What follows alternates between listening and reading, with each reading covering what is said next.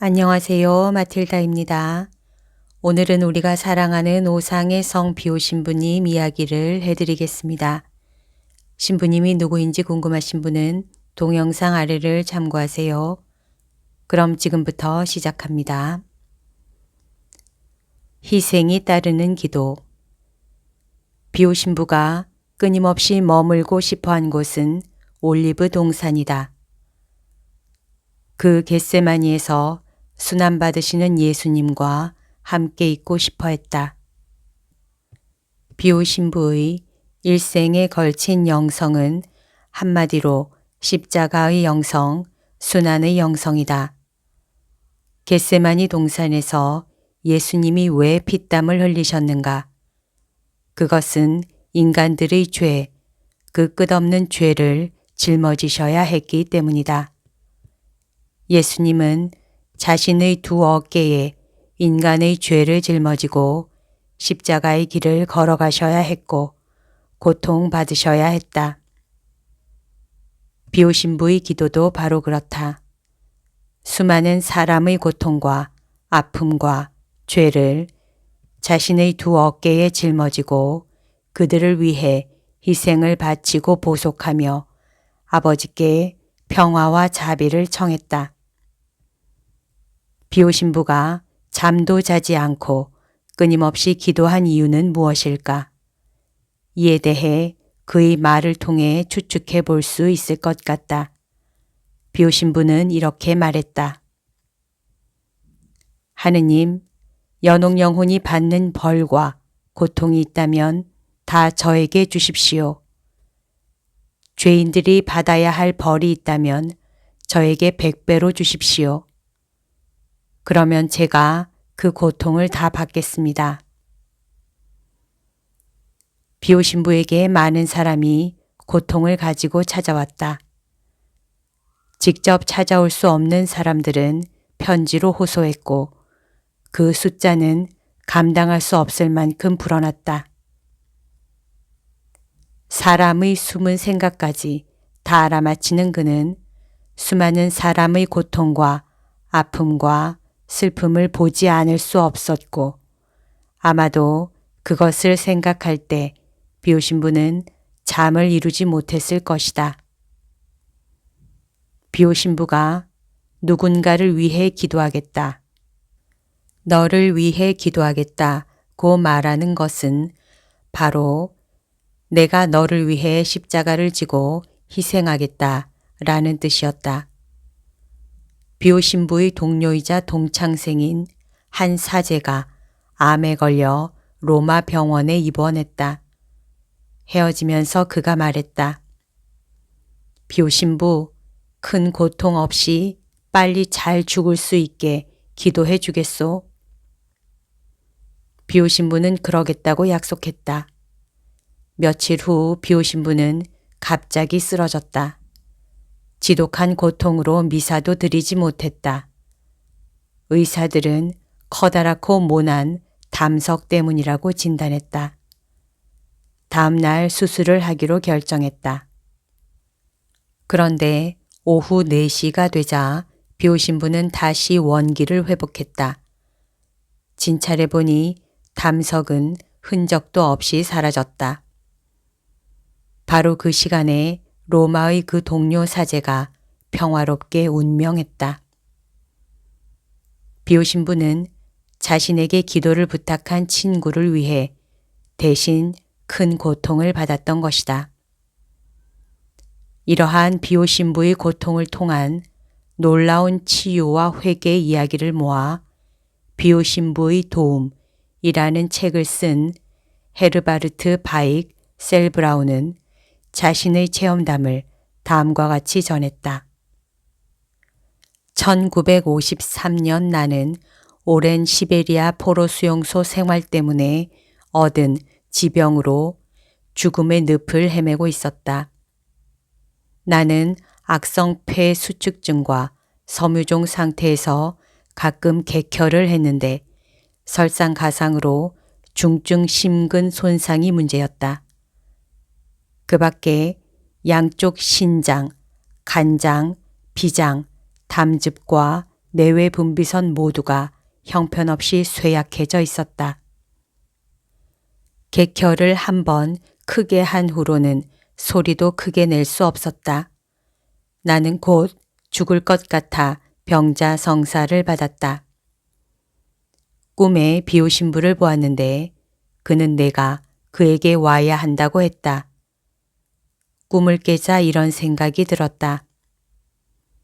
맞아. 한때는 아르스 본당의 성인 신부가 있었고 프란치스코 성인, 그 밖에 많은 성인이 있었어.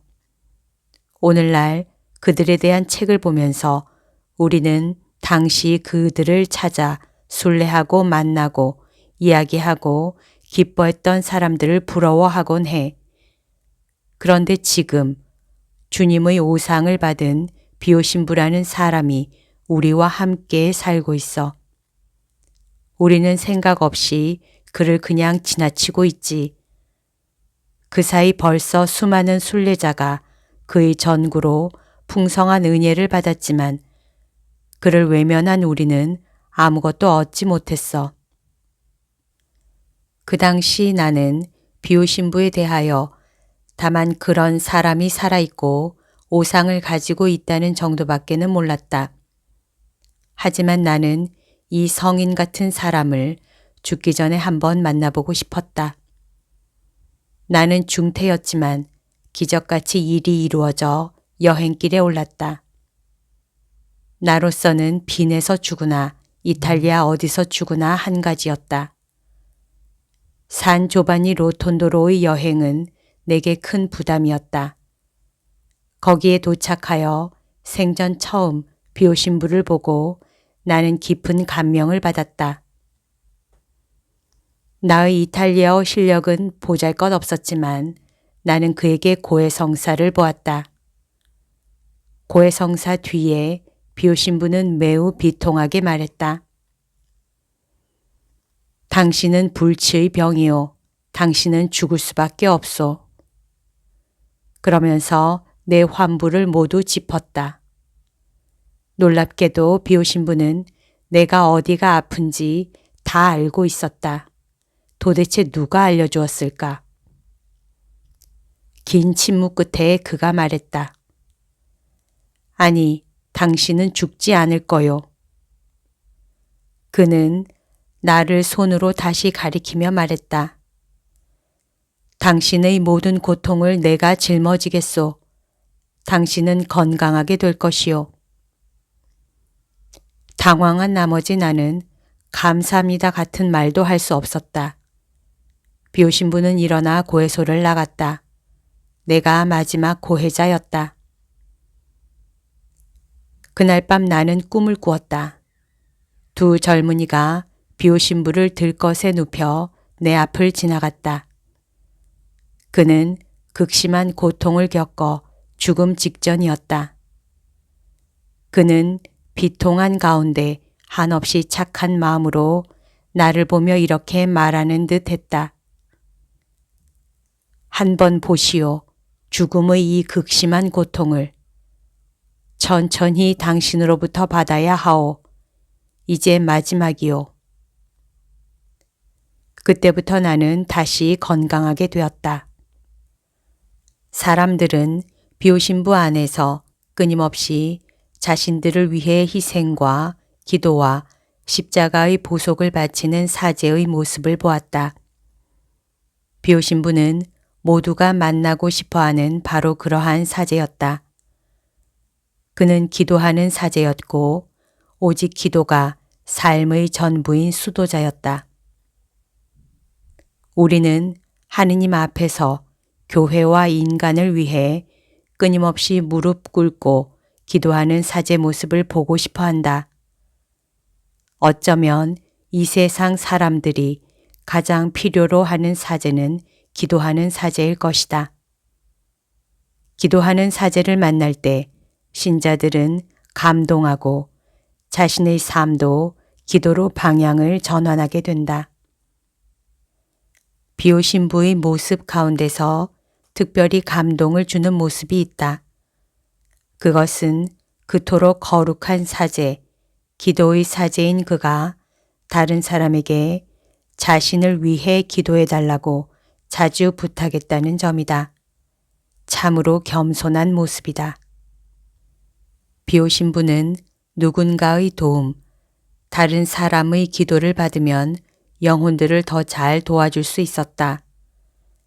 자기 희생만으론 부족하기 때문에 자기를 위해 기도해 줄 사람들을 찾은 것이다.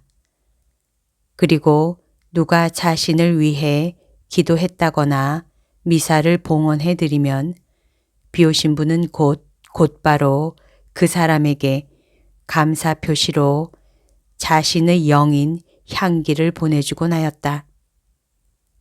사람들이 비오신 부에게 도움과 조언, 위로를 구하기 위해 찾아가면 그는 맨 먼저 자신의 기도를 확신할 것과 그것이 이루어지도록 함께 기도해달라는 부탁을 잊지 않았다.